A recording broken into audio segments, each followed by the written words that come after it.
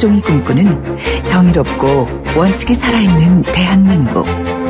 청취자 여러분과 함께 만들어가겠습니다.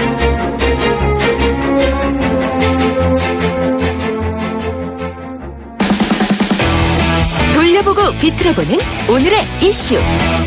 이종훈의 뉴스 측면 승부. 네, 오늘 핫 이슈 한 가지를 돌려보고 비틀어보는 남자. 뉴스를 곱게 안 보는 시사계의 측면 승부사 이종훈 박사 오셨습니다. 안녕하십니까? 네, 안녕하세요. 오늘 이슈는 뭐로 또 잡으셨습니까? 공범자들. 영화 제목인데요. 맞습니다. 예. 네. 이게 그런데 영화 상영 금지 가처분 신청을 이 영화에 대해서 낸 분들이 있어요. 아, 누가? MBC. 예. 바로 맞은편이네요. 그러고 봤더니. 예. 김장겸 MBC 사장, 김재철 예. 안광한 전 사장 예. 등을 비롯한 예. 이 전현직 임원들이 예. 이거 그대로 상영시켜서는 안 된다라고 이제 가처분 신청을 냈는데 예. 이 오늘 서울중앙지법이 기각 결정을 내렸습니다. 왜 이거를 상영하면 안 된다라고 신청을 했습니까? 본인들 이게 좀 영화가 다큐멘터리거든요. 예. 그러다 보니 이제 본인들의 얼굴, 음성 뭐 이런 것들이 들어갔고 그래서 이제 자신들의 명예를 훼손할 우려가 있다 이렇게 본 거죠. 그렇군요. 안광한 전 사장은 제가 우연하게 한번 조우를 한 적이 있습니다. 네. 예. 별로. 그래서 제가 그때 그분한테 드렸던 말씀이 쟤는 안시성 가진 분들하고 별로 사이가 안 좋은데 이렇게 말씀드렸던 농담을 아주 썰렁하게 해가지고 지켰던 적이 좀 있습니다. 어떤 내용입니까? 공범자들이. 네. 논평을 하기가 힘든 발언을 쏟아내시네요. 저도 이야기를 왜 했는지 모르겠습니다. 예.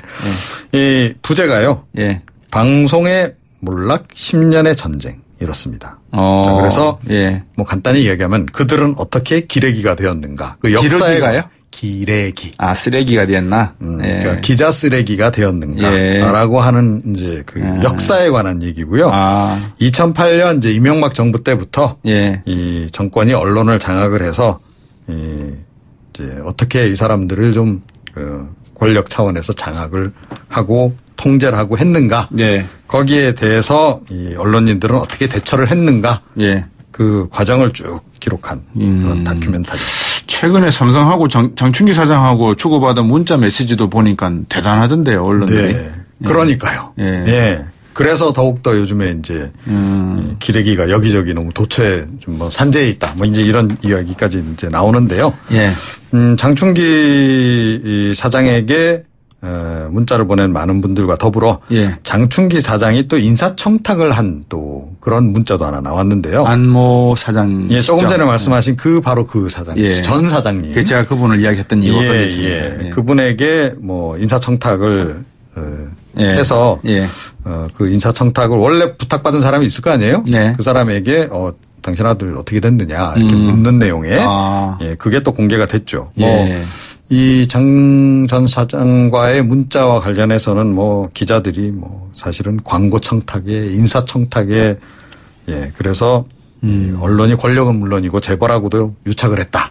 국민들이 요즘에 굉장히 분노하고 있는 상황이죠. 그 사부, 입법, 사법, 행정부 외에 사부를 우리가 언론이라고 하는데 언론이 그 정도 일진데 뭐 나라가 어떻게 됐을지는 뭐 최순실이만 꼭 농단을 한 게 아니고. 그러니까요. 그래서 영화 제목이 공범자들인 거죠. 아, 그렇군요. 네. 그 구성이 어떻습니까? 3개의 장으로 구성이 돼 있는데요. 점령편. 그래서 이제 어떻게 권력이 장악을 언론을 했는가 하는 부분하고 그다음에 반격. 그것에 대해서 언론인들이 어떻게 한 거를 했는데 한 걸 하다가 정말 소리 소문 없이 사라져 갔는지. 뭐 사실은 많이 좀 파업하고 이런 과정에서 쫓겨나지 않았습니까? 그다음에 제일 마지막 편이 기레기. 그래서 공영방송이 완전히 초토화되는 과정. 이걸 쭉 그렸다라고 합니다. 공영방송이 초토화되어 있습니까, 지금도? 그렇다라고 봐야죠. 이제 그게 이제 복원되는 과정에 이제 들어갔다. 이렇게 이제 봐야 되는 복원되는 과정이다. 자, 영화 속에는 실존 인물인 공범자들이 많이 등장하겠습니다. 아까 말씀 녹취도 있고, 그죠? 그러니까요. 조금 전에 이제 그 화제의 그 안모 전 사장님을 비롯해서 또 안모 전 사장님 같은 경우에는 비상계단 문을 열고 막 도망가는 이런 모습까지도 막 잡히고 또 이 최승호 감독은 막 열심히 쫓아가고 그런 웃지 못할 그런 광경들이 담겨 있다 그럽니다. 최승호 감독이 MBC 출신이죠. 그렇습니다. 예. 그 유명한 그 PD 수첩 네. 출신이잖아요. 책임 예. 프로듀서를 예. 맡았는데 2005년부터 꽤 오랫동안 했죠. 그런데 2012년 6월 달에 파업을 했다는 이유로 이분 역시 바로 이 과정에서 쫓겨난. 지금 뉴스타파에 계시지 않나요? 예. 그쪽에서 이제 있고 이번에 그 영화 제작을 뉴스타파에서 했고 감독은 이분이 맡으신 겁니다. 언제 개봉합니까? 17일입니다. 17일이면 3일 뒤네요. 네. 원래 예정했던 그날 정상 개봉을 하는 겁니다. 예, 배신 자매 이야기도 나오고 뭐 여러 가지 이야기가 나오던데. 뭐 안 봐서 모르겠는데요. 뭐 꼭 가서 봐야 될 것 같아요. 이거는. 예, 네. 알겠습니다. 오늘도 말씀 잘 들었습니다. 감사합니다. 네. 시사평론가 이종훈 박사였습니다. 청취자가 묻고 박 박사가 전한다. 방송을 들으시면서 궁금하신 사항은 문자 메시지로 보내주세요. 샵 0945번 우물정 0945번으로 짧은 문자 50원 긴 문자 100원의 정보 이용료가 있는 문자 메시지로 보내주시면 박 박사가 꼼꼼하게 읽고 인터뷰에서 대신 질문해드립니다. 오늘 들으신 인터뷰 방송은 YTN 라디오 곽수종의 뉴스 정면 승부 홈페이지나 게스트 팟빵을 통해 다시 확인하실 수도 있습니다.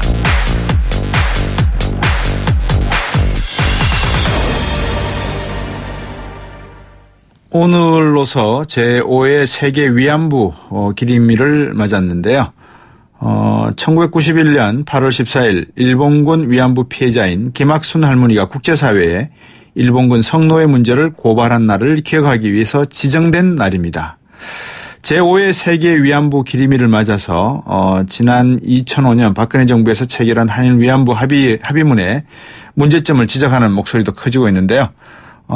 오늘 국내 최고의 국제법권이자시죠. 이장희 한국외대명예 교수 지금 전화 연결해서 여러 가지 문제점, 합의문 문제점에 대해서 한번 짚어보겠습니다. 안녕하십니까? 예, 안녕하십니까? 곽수종 박사님. 예, 교수님. 잘 지내셨죠? 예, 잘 지냈습니다. 예. 지금 그 위안부 날이 지정되고 올해로 5번째라고 하는데요. 예. 일본 정부는 아직도 위안부 인정 안 하고 있지 않습니까? 일본 정부는 65년 한일 청구권 협정 2조 1항에 의해서 모든 것이 해결이 됐다라는 입장이죠. 네. 그래서 법적 책임을 전혀 인정하지 않고 종례적으로 듣기 좋은 소위 미사 요구만 계속 얘기하고 있죠. 예. 그 2015년 맺은 한일 위안부 합의문 박근혜 정부 때 맺었던 그 내용도 문제가 많다고 이렇게 봐야 되지 않겠습니까? 어떻습니까?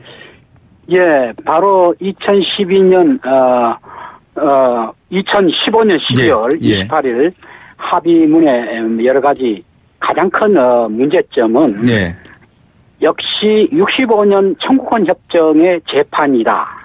법적인 시민지 책임을 전혀 인정하지 않고 단순히 소위 인도주의적인 차원에서 이 문제를 해결하려고 하는 그런 시각이다. 해서 법적인 측면에서는 전혀 한 발짝도 그 국가 책임을 인정하고 있지 않다는 점에서 전혀 변함이 없다 이렇게 볼 수 있죠. 예. 왜 일본은 이렇게 그 위안부 문제에 대해서 독일과 상반되는 그런 행태를 계속 이어가고 있는 겁니까, 교수님?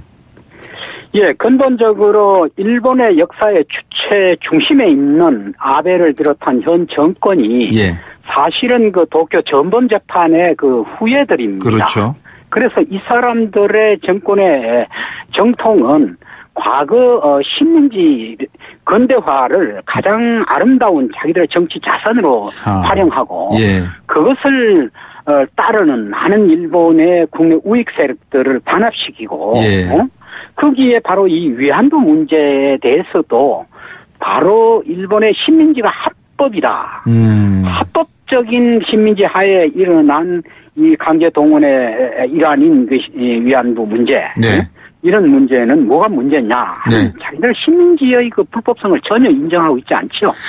그 이번 합의문에서도 문제가 됐던 그 불가역성이라는 말 단어 있지 않습니까, 교수님? 그렇죠. 일본이 역사의 어떤 불가역성을 먼저 깨달아야 되는 거 아니겠습니까? 이 문구 문제가 많은 것 같던데요. 예, 바로 이 불가역성이란 말은 65년 청구권 협정 제2조 1항에 최종 파이너리 완전 해결 completely solved 하는 이 이것의 약간의 변형 형태입니다. 예. 65년 청구권 협정 2조 1항도 예. 2조 청구권 협정 1조는 유무상 5억 불 주고 예. 또 65년 청구권 협정 2조는 1조의 유무상 5억 불로서 최종 그리고 완전 해결됐다. 아. 그와 같은 맥락이기 때문에 제가 65년 청구권 협정의 연장이다 이렇게 보는 거죠. 그렇군요. 그렇군요. 이게 말이 불가역정이라는 말로 바뀌었을 따름이지 이번 예. 1억 달러 주는 걸로 모든 문제는 더 이상 언급하지 않고 다 해결되었다. 법적 도덕적 문제 다 해결했다 이거군요. 그렇죠. 예. 이렇게 시급해야 될 이유가 어디에 있었습니까? 사실 이것이 한일 위안부 합의라기보다는 네. 한미 합의다 이렇게 보면 됩니다. 미국의 강한 압력으로 인해서 예. 이것이 이루어졌다. 그 상황이. 예. 그 당시에 2015년 12월 그 박근혜 정부의 그 상황 속에서 예. 남북 관계에서 북한의 소위 핵실험이 있고 해서 동북아에 있어서 일본의 군사대국주의. 네. 예, 그리고 또 중국에 대한 견제를 네. 하기 위해서는 한미일이라는 이 삼각 냉전 구조를 구성하는 데 있어서 예. 한일 간의 가장 거의 불협화음의 원인이 네. 이 위안부 문제이기 때문에 네. 이 문제를 빨리 봉합을 하자는 미국의 강한 우리 정부에 대한 압력 이런 것이 저는 크게 작용했다 봅니다. 예, 지금 문재인 대통령도 사실 위안부 합의 문제 재협상을 강조한 적이 공약으로도 이야기했고 지금 TF도 꾸려서 활동하고 있고 그렇지만 또 한편에서 소녀상을 버스에 태워서 우리가 또 한번 지금 시위도 하고 있고 이런 문제를 놓고 일본은 상당히 불쾌한데 우리가 이거 폐기할 가능성은 없습니까? 사실 저는 65년 협정의 연장이기 때문에 예. 이미 저는 2015년 12월 달에 합의는 예. 그 원천 무효다라는 입장이고 네. 그 원천 무효의 가장 핵심적인 근거는 네. 이 2015년 합의는 단순한 채권 채무에 대한 이런 어떤 합의가 아니고 예. 인도주의적인 문제, 인권의 문제, 반인륜적인 이런 문제에 대한 합의이기 때문에 예. 가장 중요한 것은 그 피해자의 의견이 존중돼야 된다고 생각됩니다. 예. 그런데 이 합의 과정에 피해자의 의견이 전혀 존중되지 않았고 네. 그 합의 내용이 아주 반인도주의적인 그런 합의를 해버렸어요. 예. 국제법적으로 얘기할 적에 우리가 65년 청구권 협정에서 최종 해결됐다라고 하는 것은 예. 국가가 소위 말하는 국가 간의 외교적 보호권의 포기에 불과하지 예. 그 해당 당사자 개인 피해자가 상대인 일본에 대해서 갖고 있는 피해는 무한 책임이다. 예. 언제든지 할 수 있다는 것이 국제법 원리입니다. 아, 그렇군요. 그게 국가가 마음대로 박탈할 수 없습니다. 아, 그렇죠. 맞는 말씀이죠. 예. 그리고 또 말씀하셨다시피 이미 다 해결되었다라고 65년에 2조 1항까지도 문제까지 만들어놨는데도 불구하고 다시 협상했다는 것은 자기들도 뭔가 좀 찜찜하다는 거 아니겠습니까? 그죠? 일본 스스로가 91년 중의원에서 예. 야나이 선지라는 당시 외교성 조약국장이 예. 사실 국가 간의 외교적 보호권의 포기가 있다 하더라도 개인의 손해배상 청구권은 인정이 된다라고 일본 네. 중의원이 질문했을 때 스스로 인정했어요. 그렇군요. 물론 그 사람이 인정하는 것은 위안부 문제에 대해서 아니고 일본 예. 자체 내의 여러 가지 러시아 문제 그리고 미국과의 어떤 문제 때문에 그런 내용을 했어요. 그렇겠죠. 그렇군요. 이 한일 위안부 합의의 해법, 우리 정부가 지금 일본 정부에 대응해서 가고 있는 방향 어떻게 지금 평가하고 계십니까? 우리 새 정부가 TF팀을 예. 만들어서 네. 이 문제가 사실 2015년 12월 28일 합의되기까지 14차례의 사실 협의가 있었는데 네. 12차례 이 협의 과정에 대해서 민변이 예. 소위 정보공개 청구를 해서 성소를 했어요. 예. 금년 1월 3일 날. 예. 그런데 우리 외교부가 다시 재항구를 했습니다. 예. 해서 아주 정보를 공개를 안 하고 있어요. 예. 그런데 사실 이제 우리 대통령께서는 예. 무슨 소리냐, 국민의 뜻인데 왜 이거 공개 안 하냐라는 이런 입장인데 네. 아주 어정쩡한 입장이 있죠. 그런데 제 생각에는 네. 이 합의는 재협상뿐만 아니라 예. 원천 무효가 돼야 됩니다. 예. 보통 국제법에서 다자조약이 있고 양자조약이 있는데 네. 다자조약 경우는 한 국가가 반대해도 나머지 10개 국가인데 9개 국가는 뭐 반대하자면 그 조약이 유효한다 하더라도 그쵸. 양자조약에는 한쪽 당사자가 문제 제기를 하고 정식으로 종료를 통과하면 그 합의는 무효가 됩니다. 네, 사실은요. 그렇죠. 그리고 또 예. 무효의 근거가 충분합니다. 이건요. 예. 이건 우리 정부만 그렇게 주장이 아니라 예. 제네바 유엔 인권 이사회에 예. 소위 고등 판무관도 이 합의가 잘못됐다라는 것을 여러 차례 지적을 했습니다. 알겠습니다. 국제사회는요. 예.